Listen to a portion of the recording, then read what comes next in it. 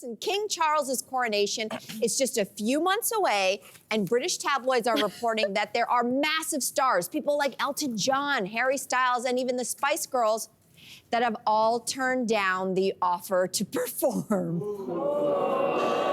I know, okay, so it's a big story, but this lack of star power so far, kind of turning away from the coronation, what is this saying about King Charles or the bigger picture, maybe the future of the monarchy? Who wants to dive in? I have to say, all these headlines with every time they announce a new artist who said no thank you to the king reminds me of when President Donald Trump was planning his inauguration and all those artists were like, no, no, no, you can't use my song, stop using my song, no. And not a great comparison, I think it's safe to say. Why would you want to be compared to that person? So yeah. I feel a bit sorry. Am I the only one who feels a little bit sorry for him? Like, I don't like him. I hate the monarchy, but I do feel like he's trained his entire life. He's been waiting for this moment his entire life, and the tides have turned finally. And so it's a little bit like he can't even get his favorite tunes on there. Are they really his favorite tunes? Do you think he's waking up to Harry Styles? Apparently not Harry Styles. He definitely likes Elton John. He also, I heard through the grapevine, likes Barbara Streisand. Unexpected, I know. But I don't know if they've reached out to her. I'm gonna guess she would pass. Yeah, I don't want to bring like a damper to it, but performative allyship is the opposite, where individuals label themselves as allies and profess to be in solidarity with racial, gender, any type of equity, project without committing to doing the work or even believing in its necessity.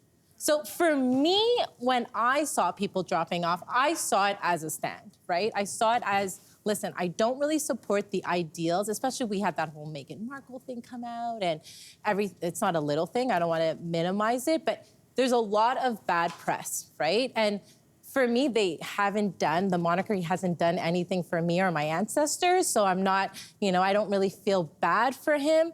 But in the same tone, I would have loved a more clear answer as to why they are not performing. Yes. Not this whole, scheduling conflicts. Right. What is the real reason? And the fact that it's not an environment where they can feel comfortable really expressing the real why. For me, I felt a little slated. Yep. I would have loved a little bit more substance behind it because it's real what we're going through, what we're being faced with. So I appreciate that they're not gonna be there. I would have loved a little bit more, explanation towards the cause, because when it affects your coins and you still speak out against something, knowing the repercussions, that's when I'm like, I see you. Yeah. You got me. Great point. I love that. And I love, Nicole, that you brought up that little wee thing with Meghan, which of course is a big thing. Because I do wonder, we talked about it on this very show, that there was the timing when we found out that the Netflix documentary was coming out, the 6-parter, and then Harry's book was gonna drop right after. And there was all this stuff happening, and we were like, holy smokes, right before the coronation. And you gotta believe that even though I know Harry may not be very popular right now, whether it's here, whether you're on Team Harry and Meghan or not, certainly across the pond, a lot of people are not happy with Harry, but whatever stance you take, it has definitely impacted the reputation, not only sort of like the King Charles era, but I think the monarchy as a whole. And dare I say something so bold as to say we are seeing the beginning of the end of the British monarchy as we have known it. How you feeling about that? No, I think it's fine. I think I've shared on the show before that people have said, oh, Melissa, you're such a monarchist. And I used to be, I will say that, not for the reasons other than my father, who's a great historian, and understanding living history, that there was this living family whose origins go back thousands of years. But guess what? I'm an adult. And you know what I think a good adult should do is when you learn more information, you should be able to be allowed to change your mind and your opinion. Yes. And I've learned a lot. Do you think, do you think if Charles is really feeling like no one wants to come out, he picks up the phone and is like, Harry, I won't try to do it.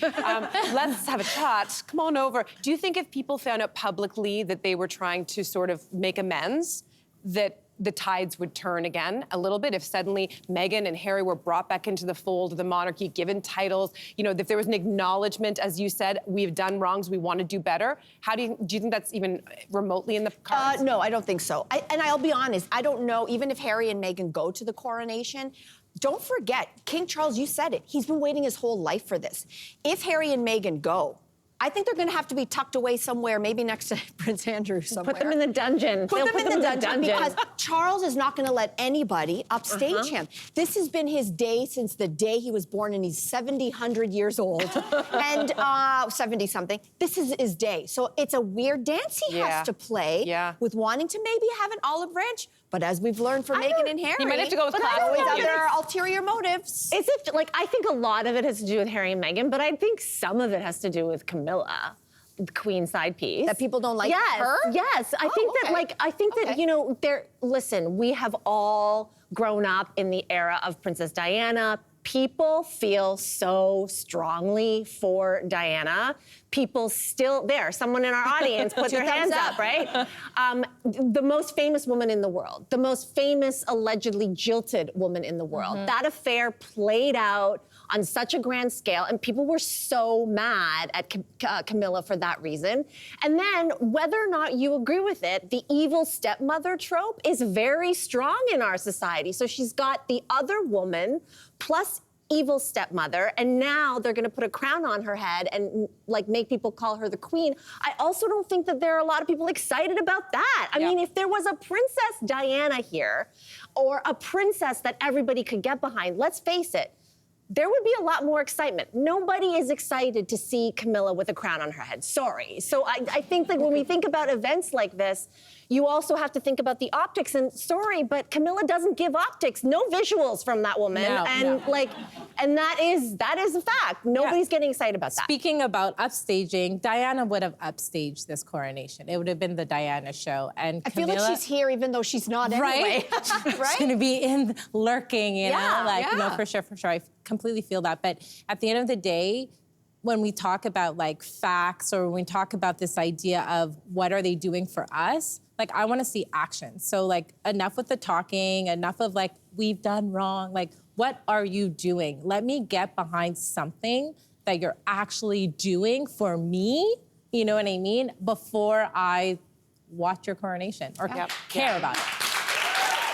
Hey there, wasn't that great? Do you know where you can find some equally good content? Our YouTube page. It's filled with discussions, debates, and some laughs. Head there now, like and subscribe.